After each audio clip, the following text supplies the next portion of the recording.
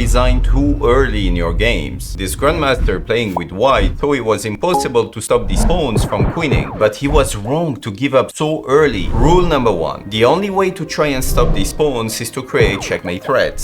So king here, threatening checkmate, king here, rook check, king here, check again, and king a6. Threaten him with checkmate again. And when he goes to a5, you follow him. He goes to a4, you go to c4. He goes to a3, you go to c3. And king a2. And now we have a problem. Playing this move doesn't create a checkmate threat. Principle number 2. When you are not able to create checkmate threats, and this king is on the same rank as the most advanced pawn, the only way to stop them is by threatening to take one of the pawn with check, giving you time to grab the next pawn. And the best move here is rook f1. If he pushes, check, and white wins the game this time. If he pushes this pawn instead, the king now has time to come back. Then all you have to do is sacrifice the rook for a well-deserved draw. The king is totally stuck on the corner. The only way to try and win for white is if this rook goes to b8, so this king can free this square of promotion. But is it enough to win for white here? Let's go. Rook h2. King gets closer. Rook here. The king is too close now. And after rook b8, the rook is free to go anywhere because this king took over the mission controlling the escape of the white king who remains in jail. Now it's time for the trick. Next time you see an endgame where the king is stuck, remember that white is winning if 4 squares separate this king from this one. Let me show you. Rook h2. King starts getting closer. Rook here. King d7. And the rook challenges this one on this file. And when the rook goes away, you see the big difference? The king escapes. The rook will start checking, but it's totally useless. King here, check, king b6, king here. I'm sure you know how to avoid checks with your king going down the board, right? Who said 2 knights cannot checkmate in chess? We would never try to win this position with white in our games, but we're wrong. Let me show you. This rook is pinned, so start with this check. If the king goes to this square, knight check wins the rook. So you think going here is better? Checkmate! So the king was forced to go to e6. Now the dancing knight. Check again. King goes back. Check. And now going to e6 would be a disaster after this fork, winning the rook. So the only square is to go to e8. Now activate the rook. Check. If the king goes there, another knight fork wins the game for white. But wait, black could cover with their rook, and it seems like black is safe. I was joking. White has a killer move, and it's not what you're thinking about right now. Moving the king decides the game. White threatens to capture the rook on the next move, so black is forced to take. And if you think we capture back, I have a better idea. Checkmate!